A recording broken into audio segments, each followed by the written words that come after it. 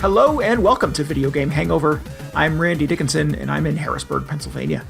Hey, I'm DJ Ross. I am in Mountain View, California. On every episode of Video Game Hangover, we talk about the games that have been keeping us up at night. This week, that list includes DuneCrawl. And it's finally time to talk about Final Fantasy XIV. Hey. And and maybe Mixtape. Wait. Oh, okay. Yeah, I was like, hey, this list got shorter every time I look at it.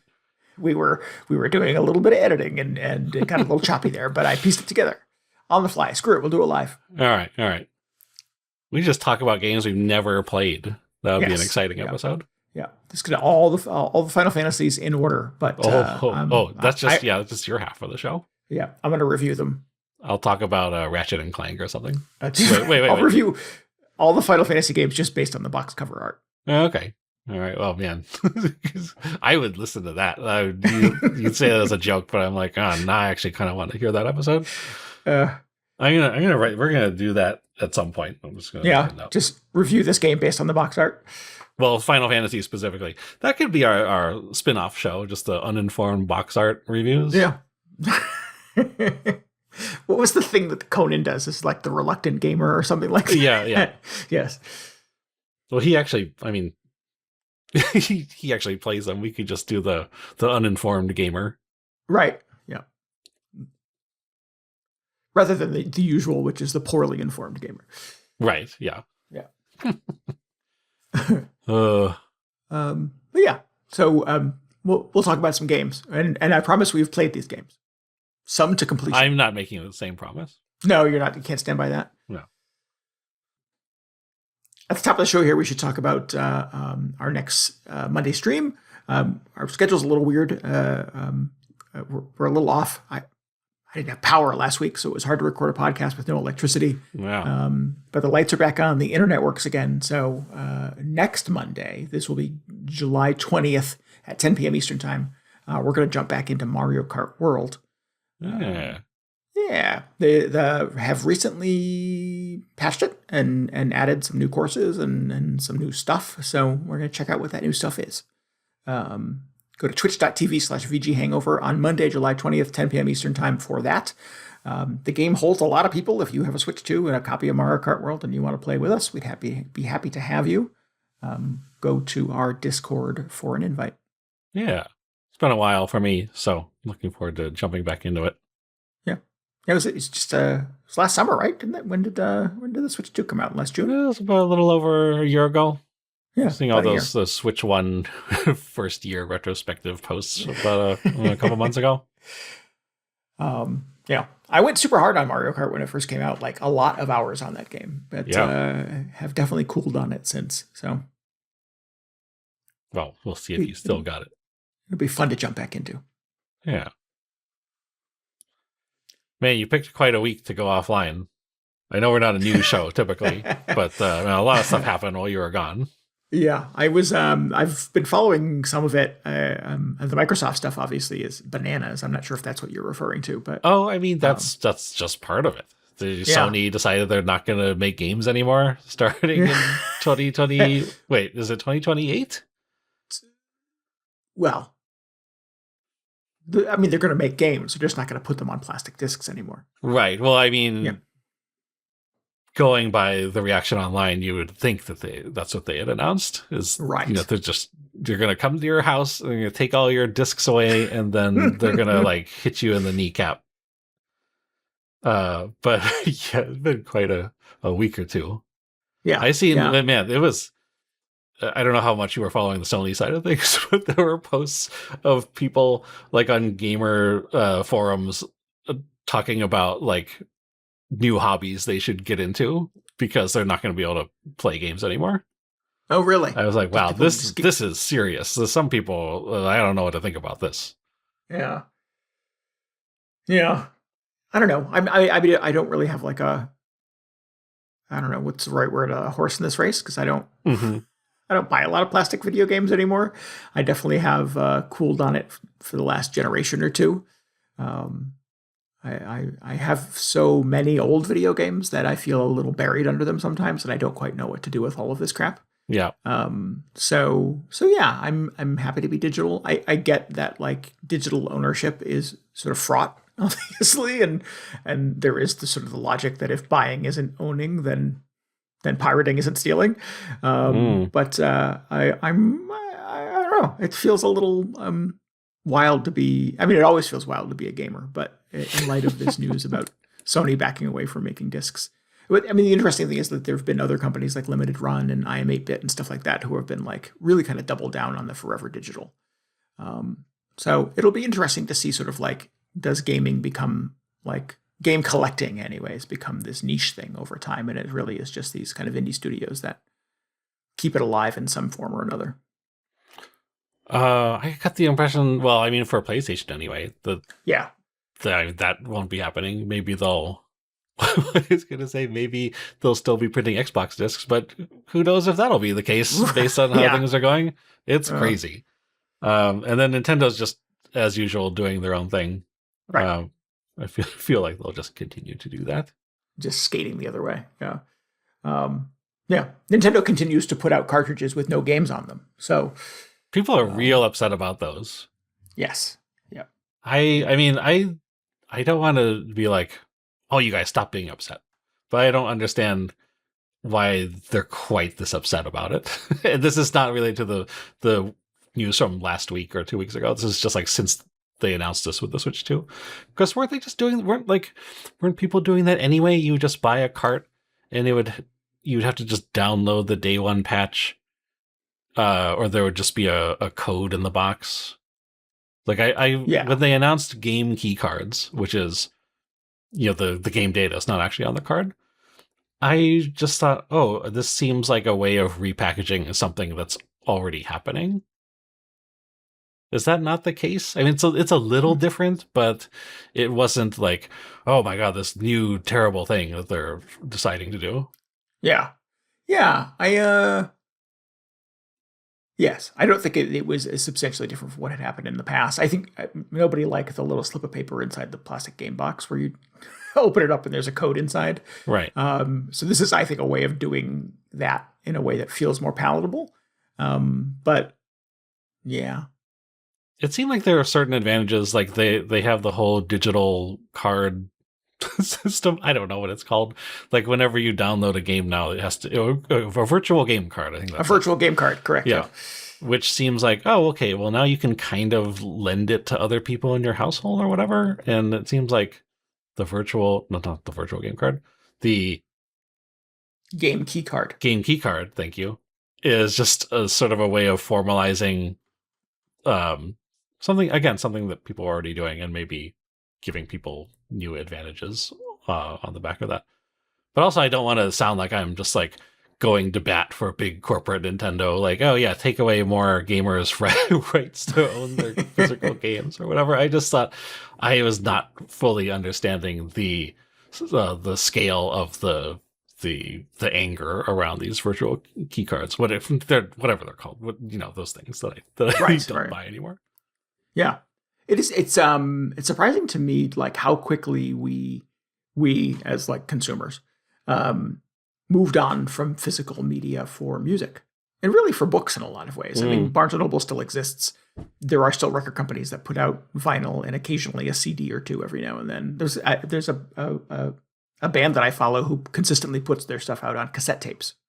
Like these are for collectors. Like there's not nobody's like, I don't know, running out to the record store on day one to get a copy of their favorite band on CD now, because we all just moved on to Spotify and YouTube Music or piracy or whatever your thing is.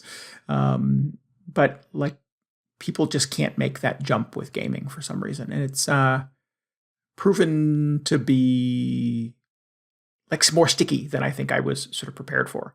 I get it every now and then, like I want a deal on a game, and Best Buy is selling it on clearance for $14, and like you can't get another copy of the game for $14 anywhere else. So sure, I buy the physical, so that's appealing. But or if it's a special edition that comes with extra crap in it. Mm-hmm. Well, but now you'll be able to buy that special edition, and it just won't have a disc. Right. Some of them don't, and now anyways. So until like Best Buy refuses to stock special editions out of protest, or Right. you know. Yeah, I don't know. Like clearly Sony did not focus group this and like get a feel for how the community might respond. Somebody just ripped the Band-Aid off. I don't I'm not sure what their stock is doing right now, but I suspect this might be difficult for them. But I think their stock went up. Did it? Because it's, more money for them not having to go through the retail. Oh, I guess if you're an investor in Sony. Yeah. And I think the gamers who are upset about it are still a very small, very vocal minority. I'm not saying that, it's just those people. I've heard a lot from preservationists and librarians who are like, hey, your library has Switch games you can just check out, which obviously they won't be able to do with PlayStation 5 games after 2028. Right. But I was surprised to see it's something like, well, I don't have the exact number, but just the vast majority of PlayStation purchases have been digital for years.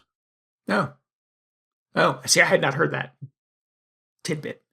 Yeah, I mean, at some point, it doesn't make profitable sense to continue putting out discs that people don't buy. Right. It's going to be weird, though. I mean, I'll always think of games as, if it's not on a cartridge, then at least it's on a disc somewhere. That's just how long I've been playing games. But it's going to be weird going into a store and not just seeing a big rack of game cases. Yeah. I mean, again, this happened with music. At some point, I walked into Best Buy and there was no more music to be found. That's true. Maybe I won't care at all. My favorite record store is all closed because they didn't sell music anymore. So it's, these things morph and shift over time, and I don't know. It would be nice if they pass some of the savings on to consumers, but it's like that's not happening. That's definitely not happening. Yeah. I get that. I have that issue with ebooks because the ebooks are still very expensive. And are they? I get that. Yeah, like $14, $15 for an ebook sometimes, like a big author, sometimes $17, $18, $19 for an ebook. And I'm like, it's a lot of money for a thing that's not really a thing. Like it's true. It's true. Yeah. I mean, Stephen King's got to eat. I get that, but it's a lot of money for just like a digital file. Especially when you put it that way, it should cost you much less. But right. But hardcover books are expensive. I mean, like a brand new hardcover book is $30, $35. So there is some savings there. It just still feels like expensive compared to nothing. Right. Yeah. Be nice if they could meet us in the middle somewhere. Yeah. Although I was marveling, I was trying to buy some MP3s online a few days ago, and it was like $9 for an album, which wasn't especially new, and I was kind of balking, like $9. But then I thought, mentally in my head, I didn't need to say it that way, but just in my head, an album still costs like $18 or $20. That's how much it cost to buy it on CD back when I was buying CDs. Yeah, back in the day. So I should appreciate these overpriced MP3s. I wasn't doing anything with the jewel case anyway, so it's fine. Yeah. I have racks and racks of CDs that I don't know what to do with, and they have no value to anybody but me, and they barely have any value to me anymore. I just keep moving them from house to house.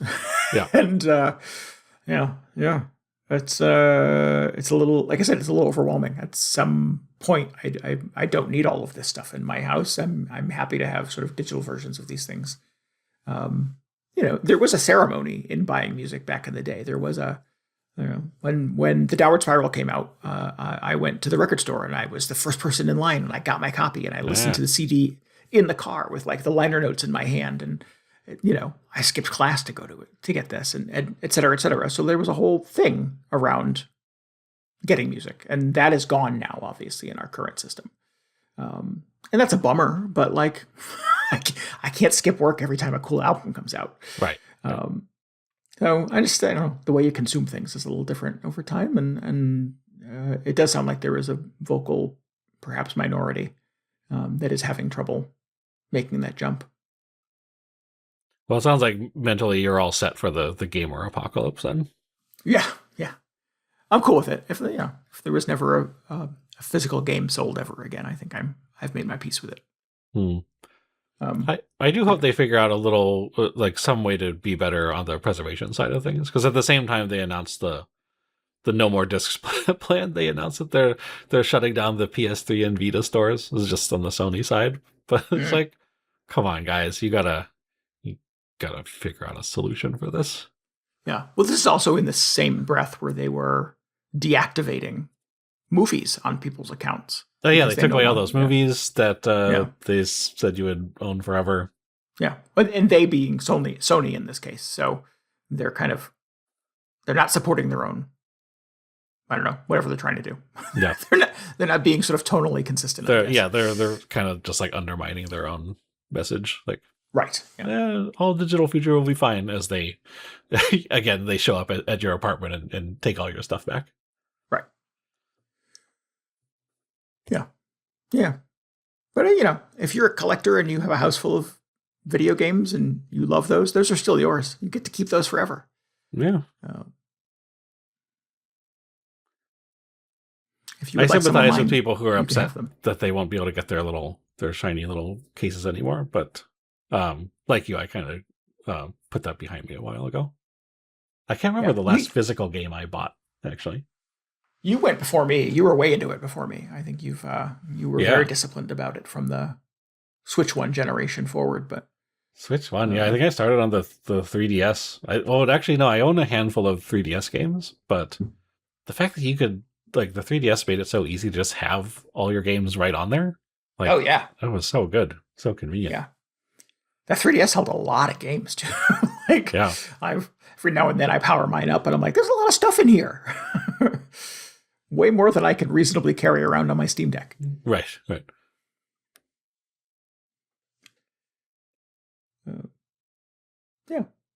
Yeah. Well, and then sort of the other side of the conversation is I alluded to is the news out of Microsoft has been wild. I feel like they have not really understood their identity for this generation, and they've been kind of wallowing a little bit. But now they're just like closing studios and selling studios and laying off thousands of people. And I don't know how this gets them back in the gamer game. Yeah, it's depressing to just see news of new layoffs coming out constantly. It just feels like this is, the inevitable result of probably like 10 years of not having a real plan for what to do. Yeah.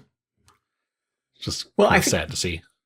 They broke the system with Game Pass, and they continue to double down on that system. And I think ultimately it's going to prove that experiment didn't quite work. Yeah. Which is a bummer because I love Game Pass. Well, yeah, no, everybody loves Game Pass except for really the only reason. Studios. Right. Yeah, the people who actually make games and have to live it's like your Movie Pass. Did you have Movie Pass? I never did Movie Pass. No, I'm not good about going to the theater, but I see the value in that. Yeah. No, I never did it either. But I was like, I don't understand how they're making money on this thing, because I had like coworkers. They'd go to the movies every single day with their Movie Pass. It's like, okay, how long is this gonna last? And then they just went out of business in like 2 months or whatever it was. But same kind of deal. Yeah. Yeah, it's not built to sustain that. The thing I heard, the most outlandish thing I heard recently was I think it was Obsidian, whoever did Avowed. Is that right?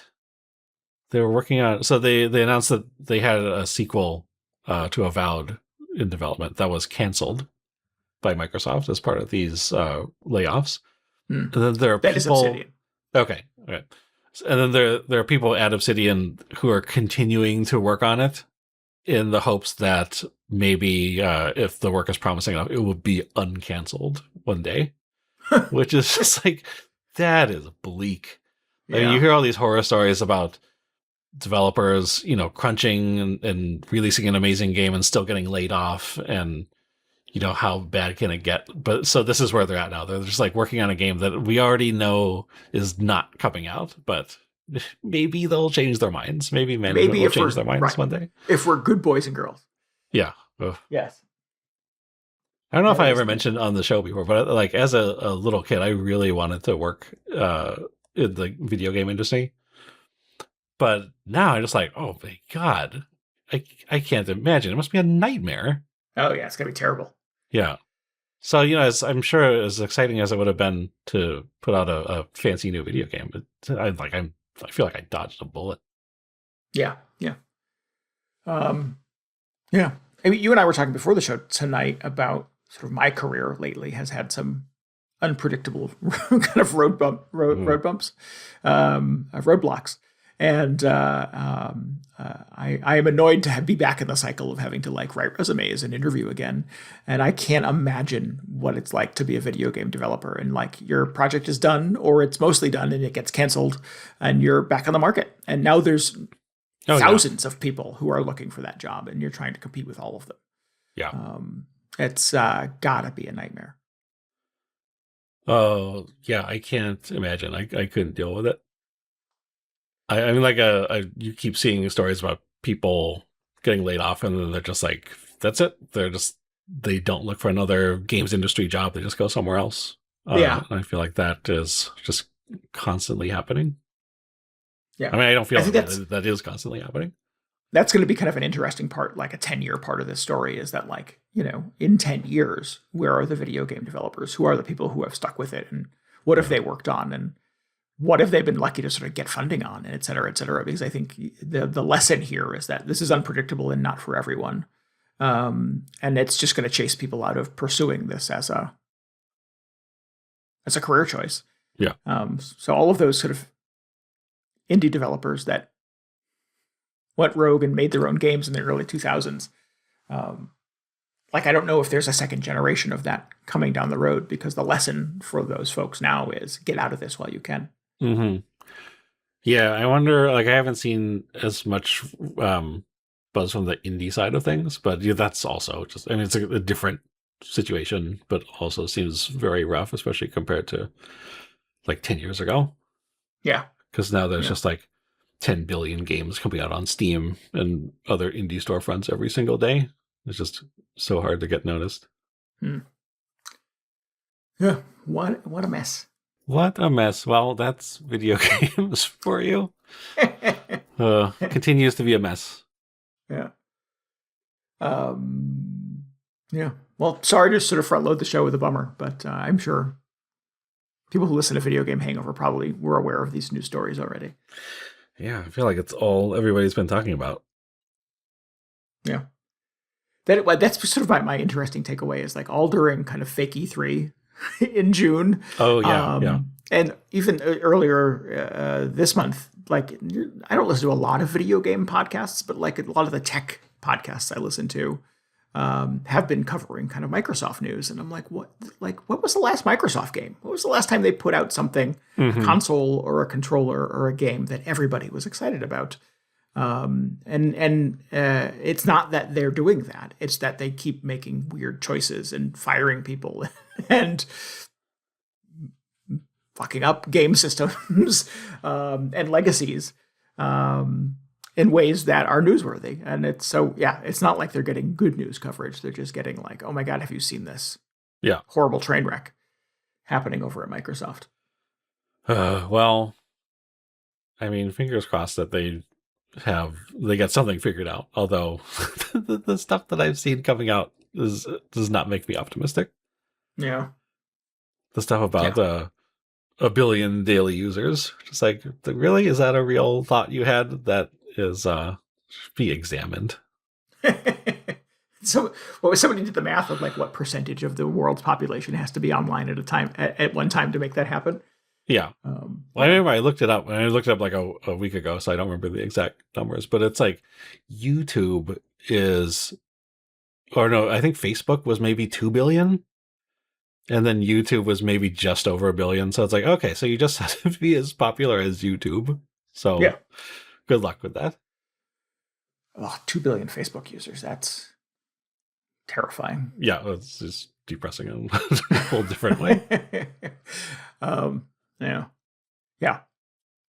Well, I don't want to double down on the Microsoft thing, but the marching orders, all of these devs were given, all of these studios that they scooped up were make games that win awards because we need to keep feeding content into Game Pass. and people sign up for Game Pass to play niche artsy games that don't necessarily sell really well, probably because they're on Game Pass on day one. So yeah, I think the convex of this with their new president is going to be a billion people online at once. So it's going to be service games. Ugh. Everybody loves a service game, though. Yeah. Brace yourself for the inevitable Halo MMO. Oh, man, I thought the last Halo was kind of fun. I didn't, ended up playing it a lot, but, like, Halo's always pretty good. Cue me checking the forums a week later and everybody complaining about how terrible the new Halo is. I was like, what? I don't understand what people are looking for in a game these days. How long ago was the last Halo? It's been a while, right? A couple years. Probably longer than that at this point. But, yeah. It was supposed to be like one of those live service things. I have no idea what it's been doing recently, but I played it for a few weeks and it was good. I had a good time anyway. Okay. Played a lot longer than Marathon, I'll tell you that much. I don't know what to say about that. That's a bummer. Anyway, what's not a bummer? What have you been playing lately? What is not a bummer? Play anything good? Play any games that just make you miserable? No. I try not to play games that make me miserable. Yeah. Yeah. I have been playing Mixtape with a giant smile on my face. Okay, well, that sounds good. Yeah. It is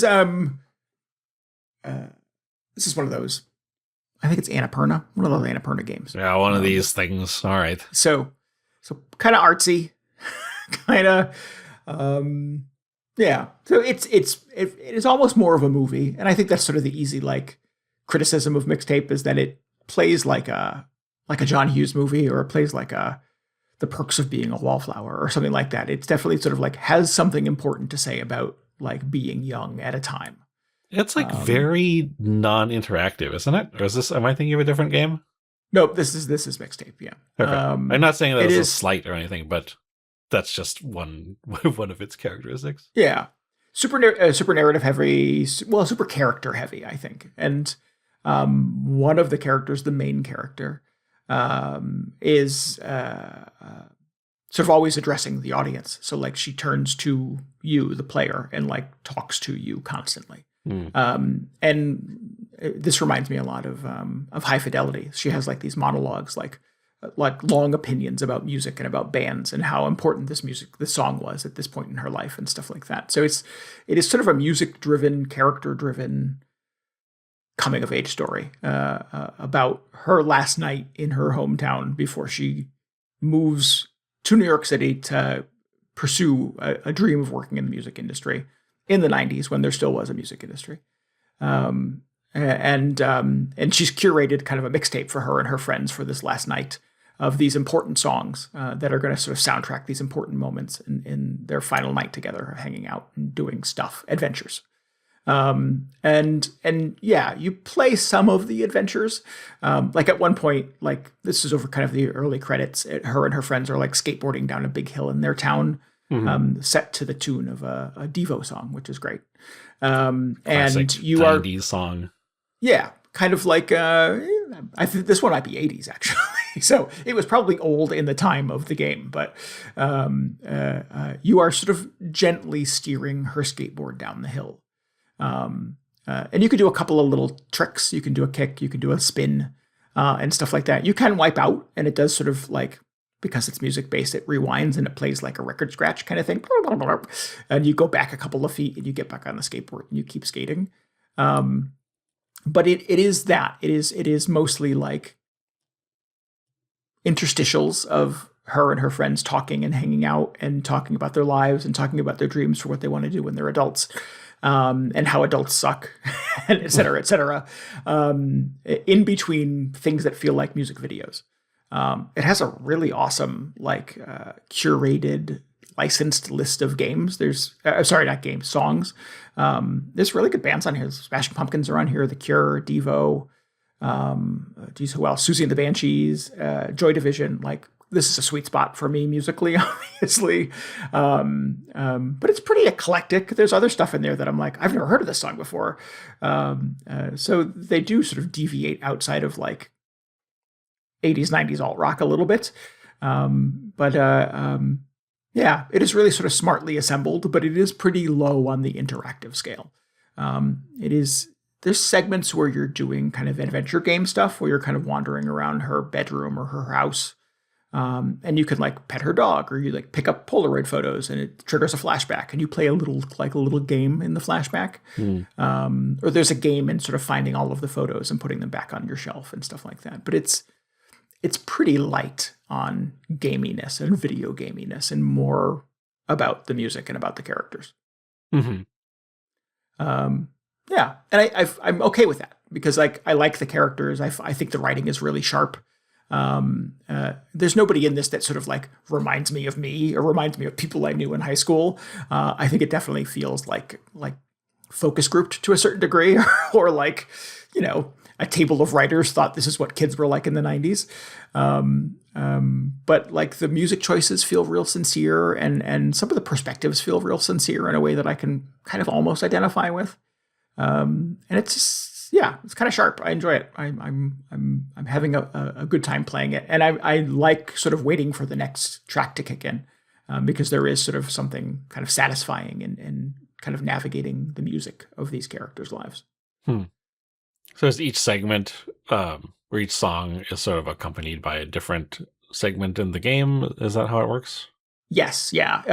And like there's even little like chyrons that pop up that say track 1, Devo, blah, blah, blah, blah. So, and like then you play the kind of the Devo video game for a little bit. Track 2 is, obviously I have the track list I pulled up because I figured this would come up, and I'm not good at remembering these things. Track 2 is Just Like Honey by Jesus and the Mary Chain. And there's an accompanying like mini game essentially that sort of goes along with that song. So yeah, it's structured like you're playing through the CD that she's made, this mix CD that she's made for her friends. But it's sort of soundtracking the moments in this last night in town.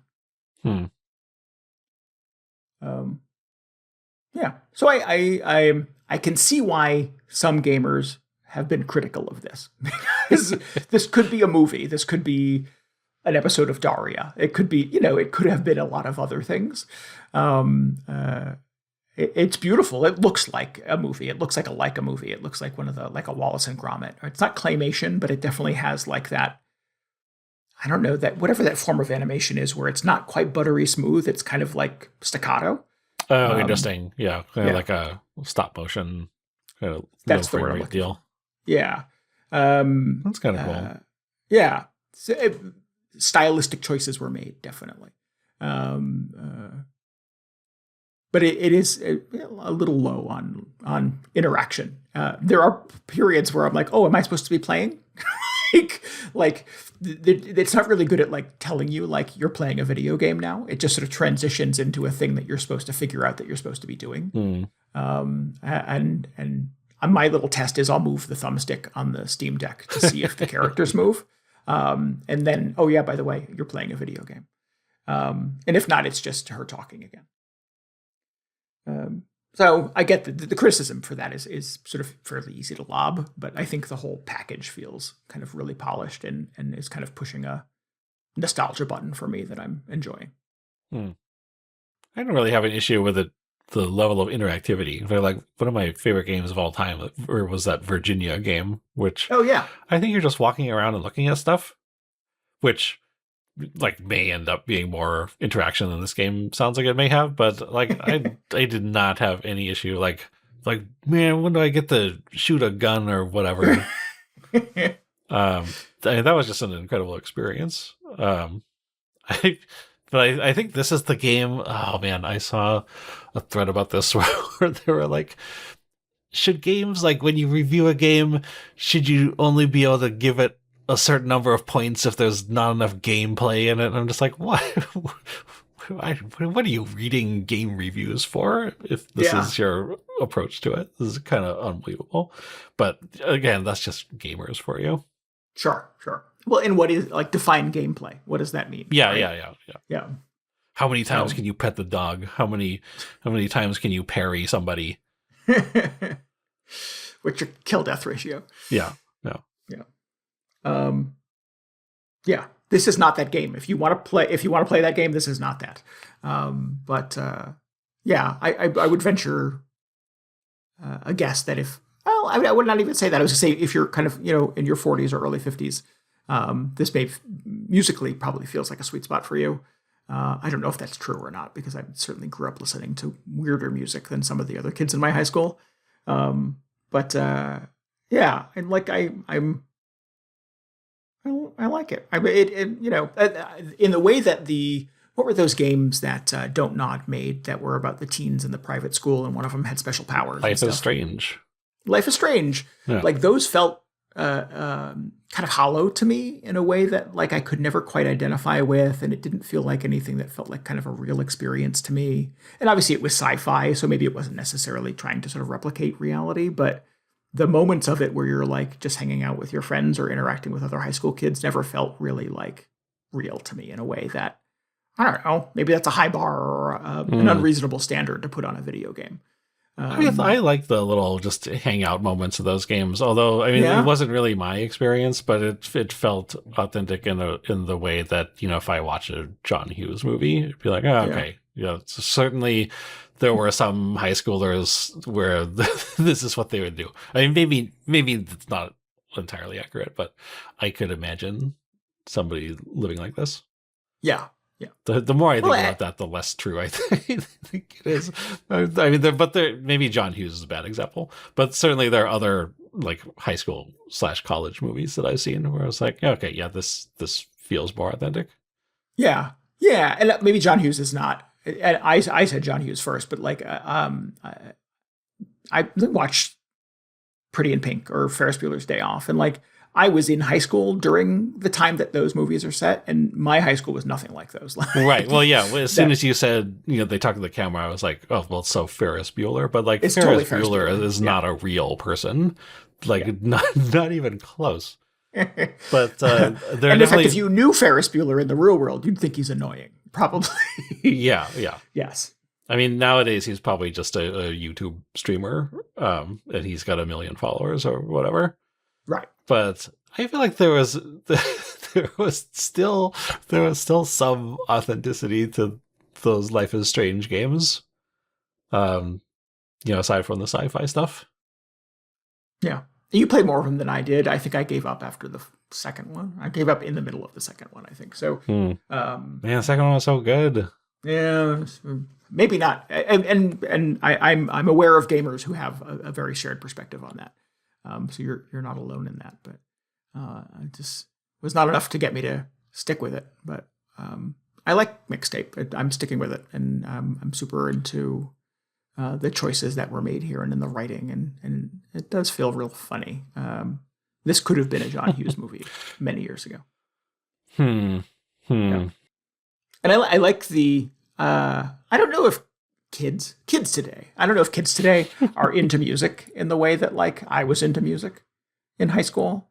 Like music was important to me. I'm sure some of them are. Probably, yeah. But like it was the most important thing.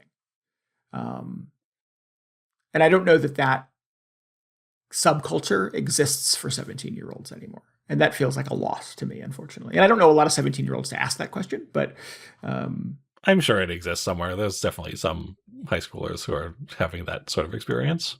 Yeah. Well, good. Good for them. That should be defended at all costs, I think.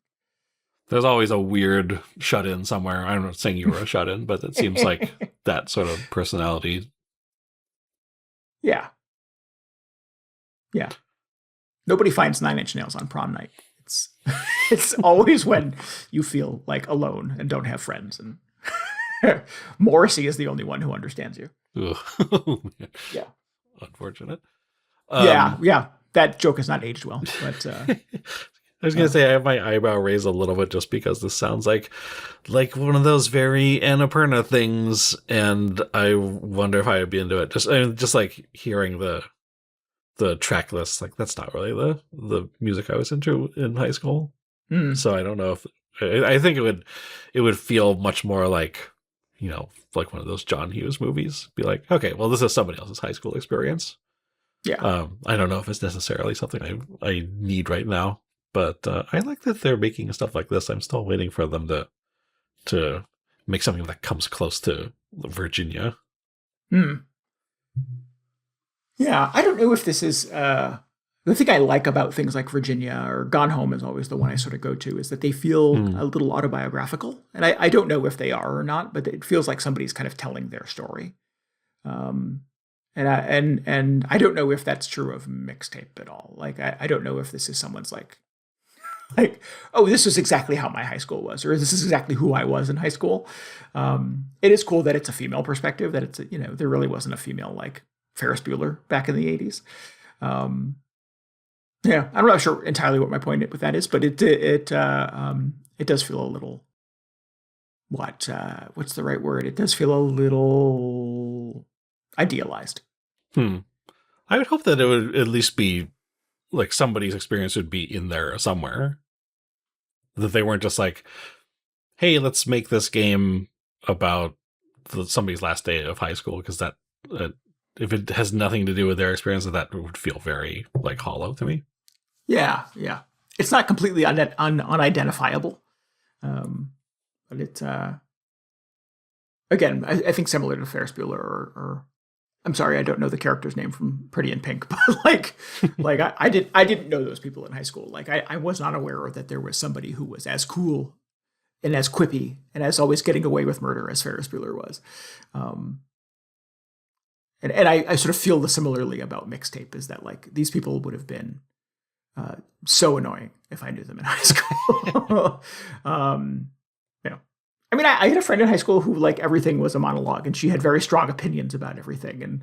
And yeah, you hang out with her because she's your friend. But at some point you're like, all right, I get it. I understand. That's enough. Yeah. I think I knew that person in college. I didn't know anybody in high school like that. Sorry. Anyways, Mixtape. I think it's fun. I don't know if it's for everybody, but if this sounds interesting to you, it might be worth checking out. If you don't want to play, cool. You can just listen to the soundtrack. Yeah.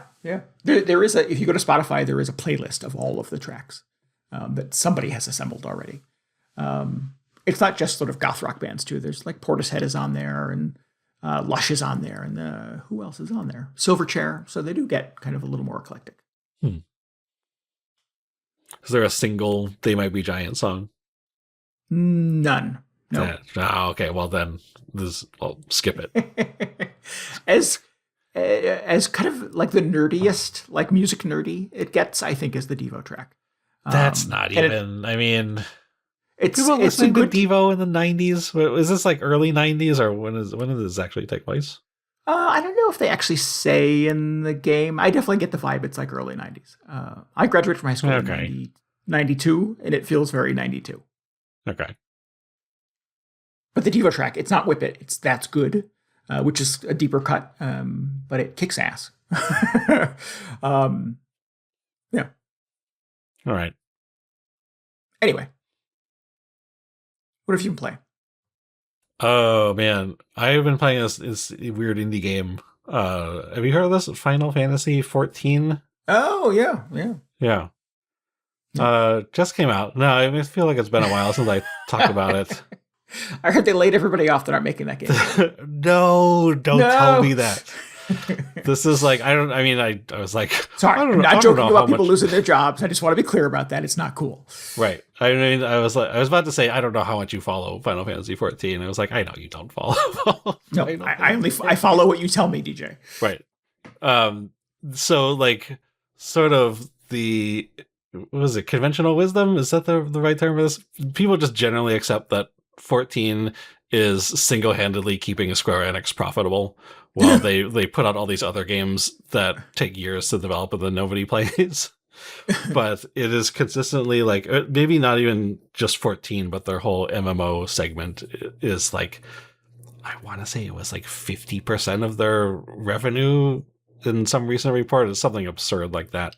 Wow. So that's always the joke, is like, well, they can't shut it down because then the whole company would go out of business. But anyway, so that's what I've been playing. I just wanted to mention it because I've talked before about how I've been working on the raid tier with this patch, with this expansion or whatever. It's been a while since I talked about this. And after weeks of just struggling in the party finder playing these raids with just random people online, I finally cleared the final floor. So that's I completed the tier. Wow. And it was a journey, but this one was so interesting. The final boss, especially, that I wanted to talk about it specifically. The way it works is there's these 4 raid floors, and the 4th one is like the big boss. He's always the most difficult, and typically he comes with this sort of signature attack that he does, which is the thing that the whole raiding community gets sort of walled on for the duration of the tier.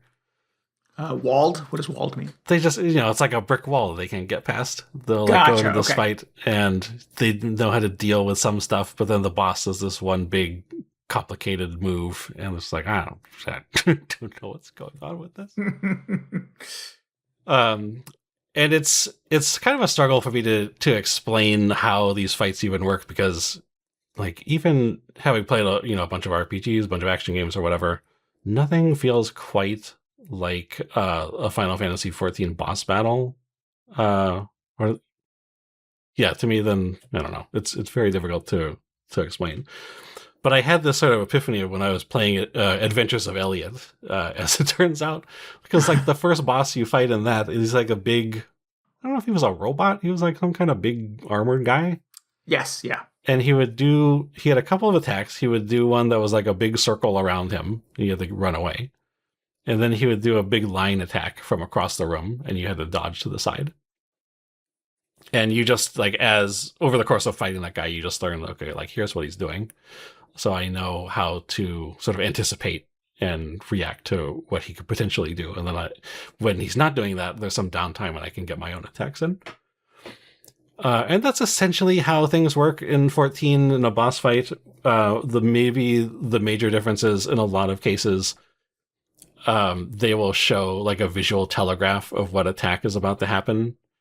And if you're playing any other action game, you would see this and probably laugh, because basically there would be a big orange circle around the boss for several seconds before the attack actually happens.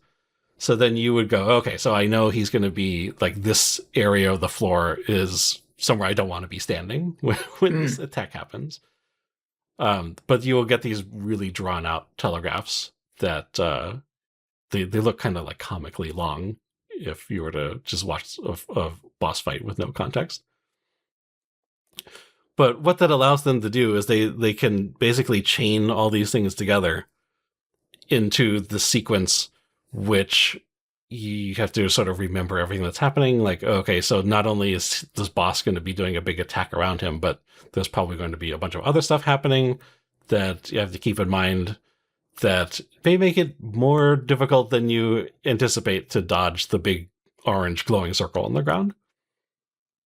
And I felt like this final boss of the tier was sort of the ultimate encapsulation of all that, because he does this attack. It's called Idyllic Dream, and the entire attack lasts for 4 minutes. Oh my God. Just to give you an idea, the whole fight is about 10 minutes long. So almost the entire fight almost half of the entire fight he spends just doing pieces of this attack. And what he does is, you've got the boss in the center of the arena. He spawns in all these clones of the players, and by observing these clones, you sort of are signaled about what's about to happen over the next 4 minutes. At some point, this player out of the 8 of you is going to explode, so you can't be standing near this player. At the same time, this other player is going to get hit with this attack that does so much damage they need to share it with 3 other players. And so all these things are happening. at the same time, the boss is like telegraphing these big lasers that he's going to shoot in different directions. So it's like you have to be paying attention to all this. You have to be remembering where in the arena all these things are happening. And he basically just like sets this up for a couple of minutes, and it's your job to remember like when, or basically where these attacks are happening, and who you need to stack with, or who you need to run away from, and that sort of thing. And then after you've sort of got all that in your head, it starts to play out over the remaining time as all of these attacks are happening. And all while this is going on, you're expected to just keep, hitting the boss and doing damage to the boss, because by the time he's done doing all of this, he needs to be almost dead, basically, for you to clear the fight. So I had heard about this because it's just so, like, it becomes so infamous at this point. Or by the time I got to this point of the tier. And I always study a lot for these things.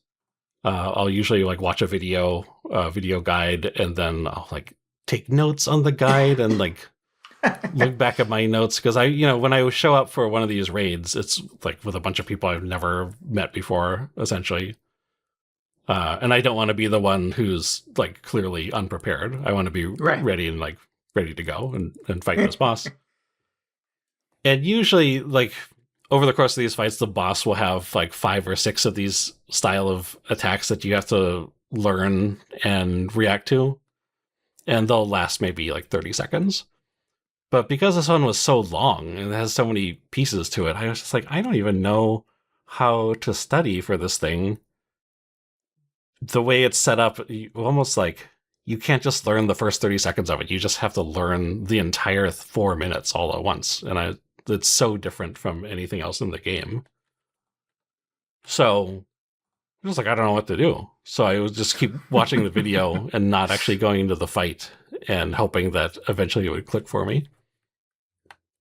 But then I found out that somebody had actually made a simulator of this one mechanic in the fight. And I've used simulators people have made for like other fights in the game, which there's different sort of levels of sophistication to these things, where a lot of them, they'll just be like, sometimes it'll just be sort of like a website which shows a picture, and it says like, okay, so if the boss is charging up this attack, click the button where you think you should be standing, where you think is the safe spot is going to be. So, click it, it'll tell you if you are correct or if you need to study some more, and that's kind of fun. Wow. That's very simple, though. So the one I found for Idyllic Dream is somebody actually wrote, basically it was like a game that you could download on itch.io, whatever they're calling it these days. And so you download it, you basically load in to a recreation of the boss arena, and there are 7 other simulated players there. And it's like you click start, and the boss starts doing his attack. You see the little cast bar start to build up, says what he's doing. You see all the clones spawn in, you see all the laser telegraphs, and then it's just sort of like you just play the actual attack in real time, and you sort of like react to everything, and it's pretty much a one-to-one creation of what is actually happening in the game. The only thing that's really different is you're not doing your own attacks. You're purely just focused on reacting to the boss attack. So this is by far the most elaborate simulator that I've seen for Final Fantasy XIV. This is really impressive. And it took me a while just to like learn how this thing worked in the simulator, but after spending hours just like going back to my notes and going back to the simulator and running it over and over again, I felt like I was getting pretty good. In fact, eventually I got it so I could get to the end of the attack in the simulator perfectly, and it would say like, congratulations, you did it, and then it would just unceremoniously just like kick you back to the simulator title screen. So that was very interesting. That's something I hadn't really done in preparation for one of these fights before, just because like I don't think any of the fights up to this point have really like had the complexity to necessitate something like this. Where I was going to say, have they inspired this level of the need for this level of preparation? Yeah. Certainly there have been others that are a little more complicated than just clicking a button. Something that people will do, they will write a plugin for the game that will sort of like give you a heads up as you are playing the game and it will like mark the safe spots on the floor before the attack goes out. And that's very frowned upon because that's basically cheating as far as I'm concerned. And the producer has said like, oh, we don't want people doing this because, I mean, that's sort of against the terms of service. Oh, wow. Because it's like, I feel like it's a little against the spirit of the game for the game to be solving attacks for you as they're happening in the game. And I felt a little, I had some reservations about using the simulator going into it, because it does feel a little bit like you are just playing the game outside of the actual game. But my justification was like, all this is just practice. Once I get into once I go back to the real raid, I'm not going to have a tool running alongside the game telling me what to do. I just have to remember everything and sort of like remember my training from the simulator as the actual fight is going on. But I was like, I don't know how much longer would it take me to clear the fight if not for the simulator thing, because the other alternative would have been, go into the fight. First of all, get up to this point in the fight, like do the first 5 or 6 minutes of the fight before he starts doing this attack. And then you get to practice everything that's unfolding in front of you. You get to like learn all the clone positions and everything.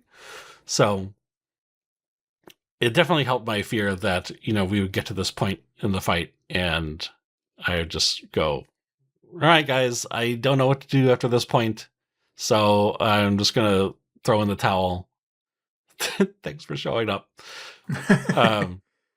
So I'm still trying to figure out like where the simulator like this sort of has a place in the greater sort of like raid or approach to raiding, because now these have become more and more commonplace. Like I think that somebody is already writing simulators for the latest fights that have come out. To the point where it almost feels like there's an expectation that somebody in the community will be making these things.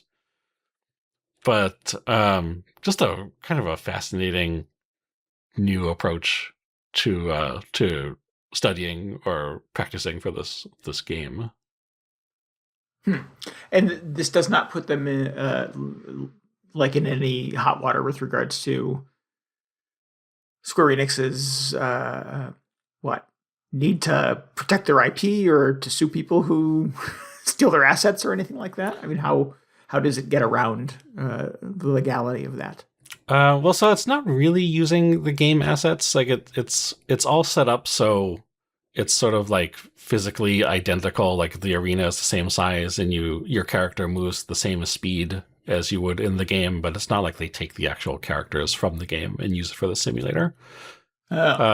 Actually, so the one thing that they do is all the characters that you play as are replaced by these little like plant enemies from the game, which did look sort of like actual game assets. So I feel like if there was something that was going to get them in trouble, it would be that. But I feel like they could just, like, if they got Square Enix legal breathing down their necks, they could just swap those out.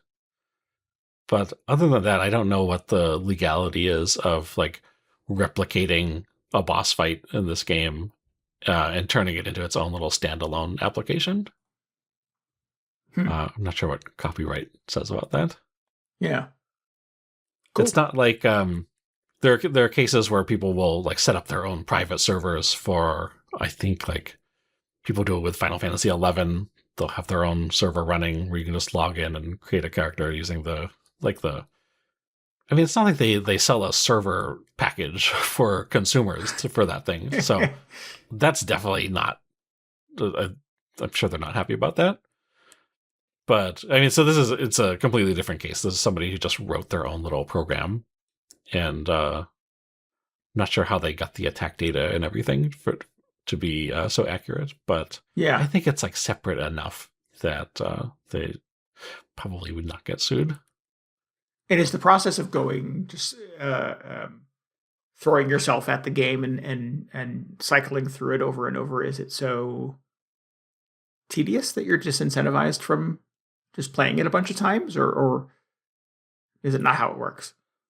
It can be tedious if I think the only real tedium comes from if you can't get a party that can consistently get to the point where you need to practice in the fight, and you just keep having to do the other stuff in the fight. That I could see as being okay, well, maybe you should. I mean, maybe part of what makes the attack difficult to deal with is you do have to be consistent on everything leading up to it, up to that point.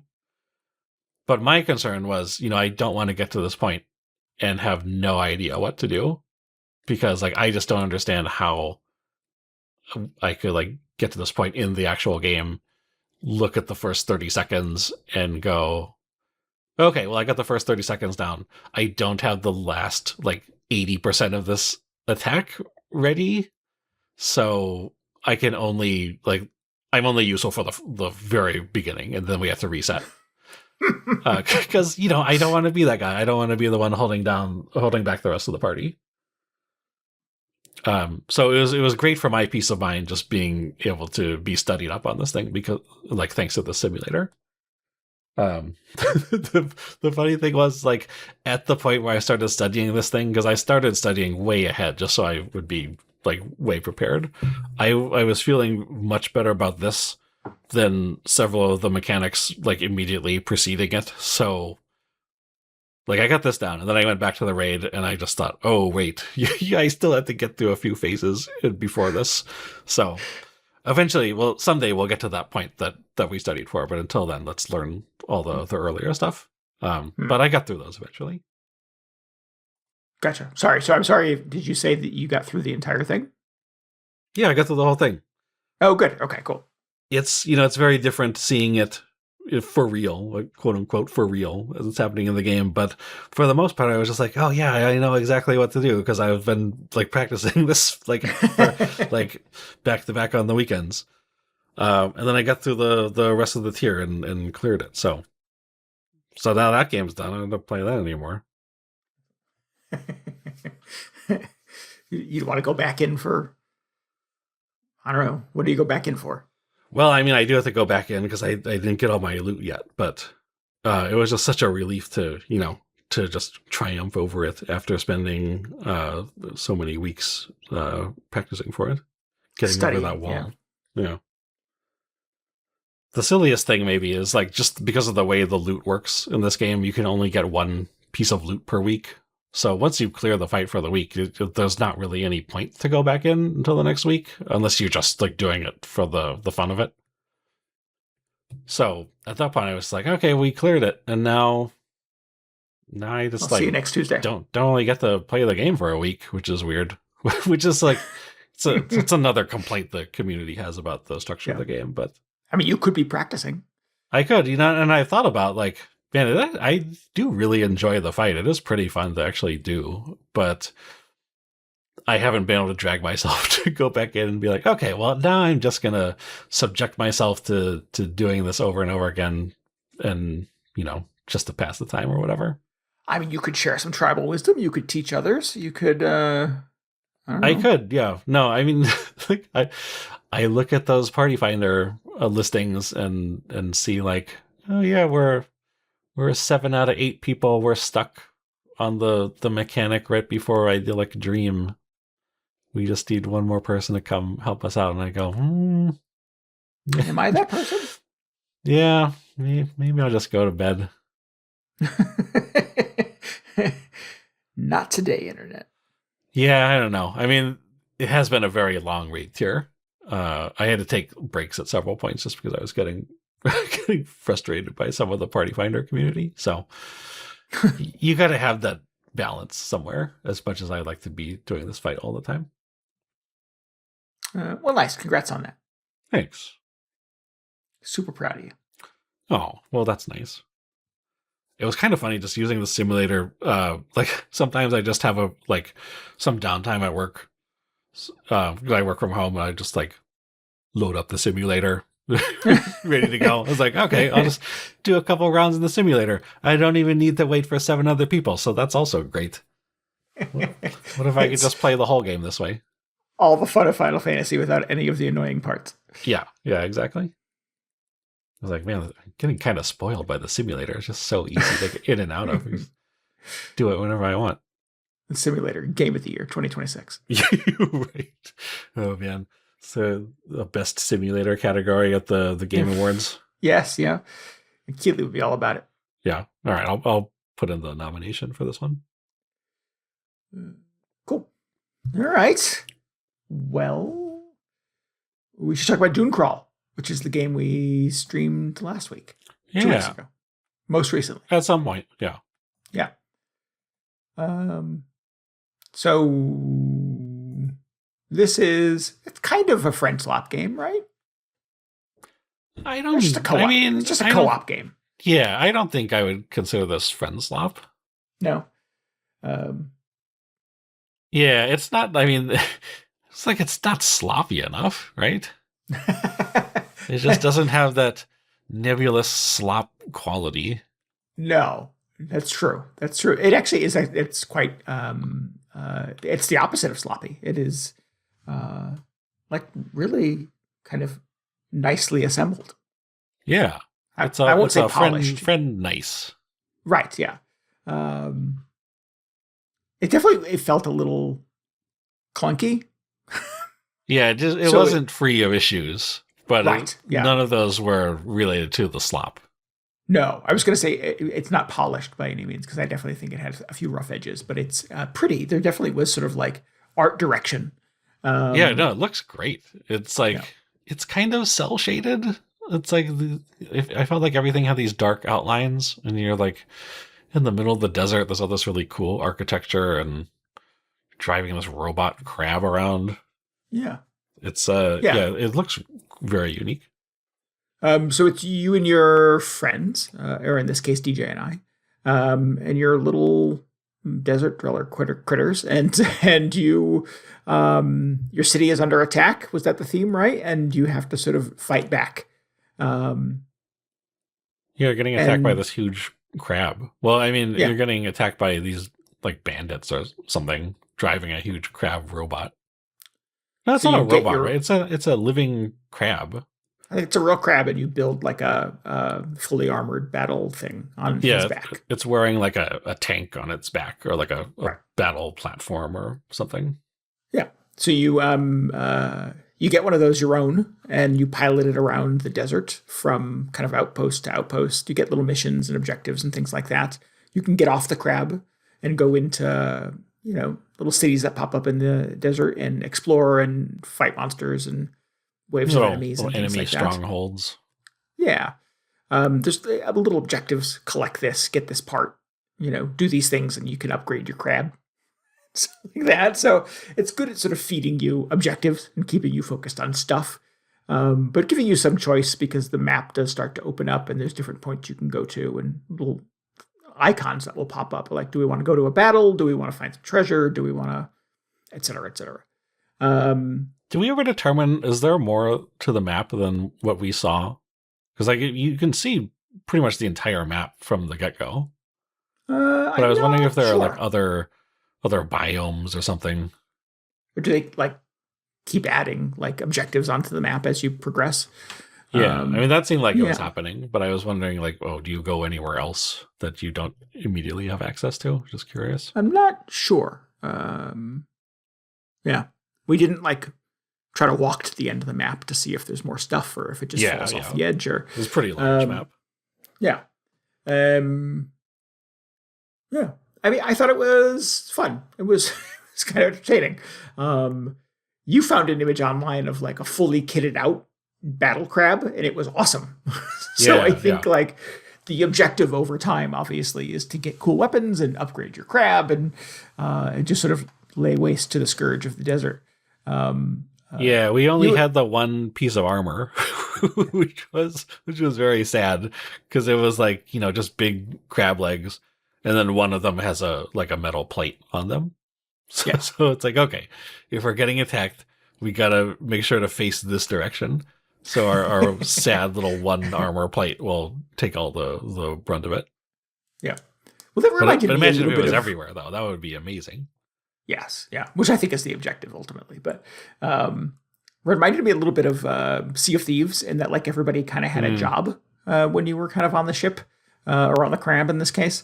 Is that the person kind of piloting and driving, steering the crab essentially could also control a shield that you could sort of pivot in the direction of incoming attacks. And other people, other players you're playing with could run around and like top up the weapons or put cannonballs in the cannons and et cetera, et cetera. So again, I think when you're playing with 4 friends or whatever, we had a little AI assistant who was running around and helping us that you could recruit. But I think if you have 4 friends on the crab, everybody kind of has a role to play in the crab fight or whatever. Yeah, I got the sense this would be much easier with a full squad because, there was only so much we could handle, even with the little computer-controlled guy running around. Right. This reminded me so much of the train level from Lost Planet 2, the greatest level in any video game ever made. I don't think I know that one. You're just basically doing the same thing, and plus you're in a desert, and I think you're actually fighting a giant insect or something. And that's all. You're always fighting giant insects in those games, but one person would be on the main cannon and everybody would be like loading shells into the cannon, and somebody like, I forget yet if you had somebody else who was dedicated to like aiming the cannon, somebody would just pull the trigger.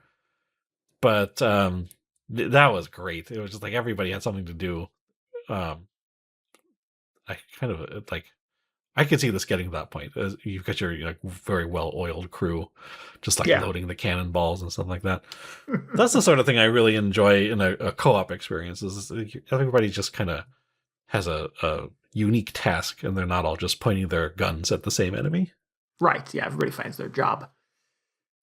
Like, like you. I think you spent the most time driving the crab or steering it or whatever, and using the shield. And I was the sole gunner, I guess, for a while, and then at some point we switched, and I was just like, I don't know how to do any of this. Well, get out of the driver's seat.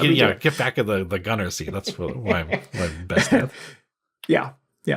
I mean, you find the job that kind of works for you, I think. So which was always the case with like Sea of Thieves. I think that somebody could be on cannon, somebody had to pilot. The navigation of the ship and the ship to ship combat in Sea of Thieves was structured in such a way that you really had to like find your specialty and stick with it, and be disciplined about it. You couldn't really be loosey goosey, or you're just gonna start taking on water. So yeah, this didn't quite feel quite so hardcore, but we died a lot. I died a lot. I kept dying. I kept respawning, and then I would die again, and you had to like. It was pretty challenging. Fight your way back to me, and I kept wondering if it would be easier or better if we had a bigger squad, obviously, to help keep us alive. I think it wasn't tuned great for just 2 people.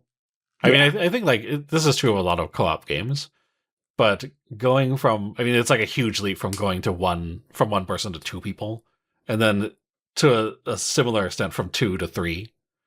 And then I think past that is maybe more diminishing returns. But just 2 people, it seemed like we were getting overwhelmed quite a bit.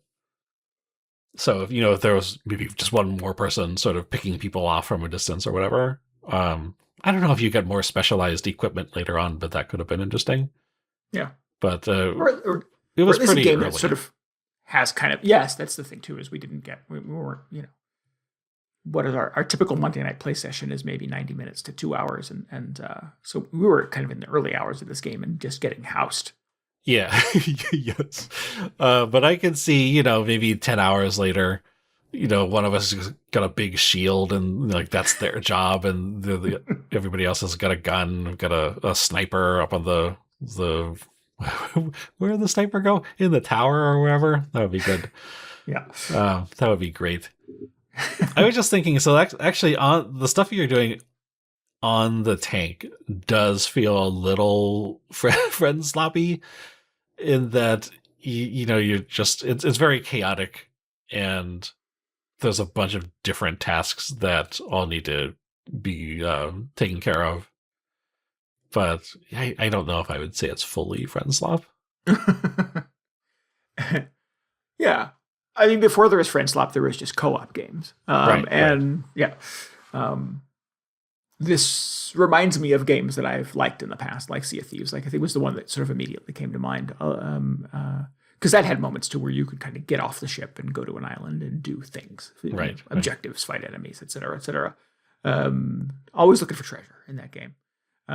The other one, and I think maybe you and I had played this at some point, maybe at PAX, was the Lovers in a Dangerous Space-Time. Did you? Oh yeah. Which was very much a similar thing where you and your partner are flying a spaceship together and getting engaged in battles, and between the two of you, you have to pilot and mount a response. You have to shoot and keep the engines running and move the shields in the direction of attacks and things like that. Was that the first friend slop game? Maybe was that Patient Zero? Maybe, I don't know. We traced it all the way back to the beginning? But I really like that game. And the developers kept it alive. They added additional players and new challenges and stuff like that over time. I thought that was Could a lot you of fun, play it with more than 2 people? I think ultimately you could play it with up to 4, if I remember correctly. Yeah. So it was a very progressive relationship. When did Space Team come out? Did you ever play Space Team? I don't think I ever played Space Team, no. The mobile game where you end up just yelling at your friends the whole time? Because that is a friend slot. Like, that is definitively... Oh, I've certainly played that game. yeah. Like every game turns into Space Team at some point. But that is... I feel like that was around the same time as Lovers in a Dangerous Space-Time. But, they should do a Space Team remastered or something. Because I feel like that was before its time. Yes, confirming. I've not played Space Team. I don't think I've heard of Space Team, but I am confirming that Lovers in a Dangerous Space-Time supported between 1 and 4 players. Oh, okay. And I don't think it was 4 initially. I think they added the ability for 2 additional players. I feel like a lot of the conceit was you're just the 2 people trying to steer the ship. Yeah, because the concept of that was like the forces from outside, the enemies and the monsters that you were encountering in space were the anti-love. So it was you and your love or your partner fighting back against those who would come against you, I guess. Or in this case, me and DJ. Yeah. So this was fun. I would play this again. It was cheap. It was under $10. I had a pretty good time with it. The learning curve was a little frustrating, but I think we could solve that with practice. Yeah, I mean, are you talking about just like steering the tank? Steering the tank and just staying alive, just sort of figuring out what weapons do and how to quickly sort of reload and get ammo and et cetera, et cetera. So I think the controls were set up unintuitively, at least for me. Like I always felt like I was dodging when I wanted to shoot, which is a problem when it's a heated firefight. Yeah. There was a point I got stuck on something in the game too. Oh, that's right. I sort of fell behind something and I couldn't get my character out and I had to restart. And when I restarted, he spawned back into the place where he was stuck and it was just super frustrating. So that's that polish thing. It's definitely, it felt a little rough around the edges. And if you read some of the Steam reviews, that is the take on it as well. It was fun. So this was called DuneCrawl. It's on Steam. I don't think it's anywhere else just yet. But I think it's just on Steam. Yeah, it was fun. I gotta put them on notice, and then because this is like the latest game, just do the thing, this thing that I decided I hate, which is you go to the upgrade shop, and all the upgrades are like plus 1% attack or plus 1% defense, and it's like, why would I care about either of those things? Give me like a 50% attack or something. Just make me feel like what I'm like the decisions I'm making matter. Right. I think like Elliot did kind of the same thing. Where it's like, well, now you're your critical hits will do 10% more damage. Like, well, will I even notice that's happening? I don't know. Yeah. I'm not sure about that. Yeah. Like, give me a double jump or something, or give me like, deal twice as much damage and you take twice as much damage. Like, that's crazy. That would totally change how I approached every encounter in the game. Yeah, I can defend that a little bit in Elliot. I won't do it right now, but when I finish Elliot, and I think I'm in the final throes of it, we'll talk about it again, and I can defend that perspective. All right. Yeah. Yeah.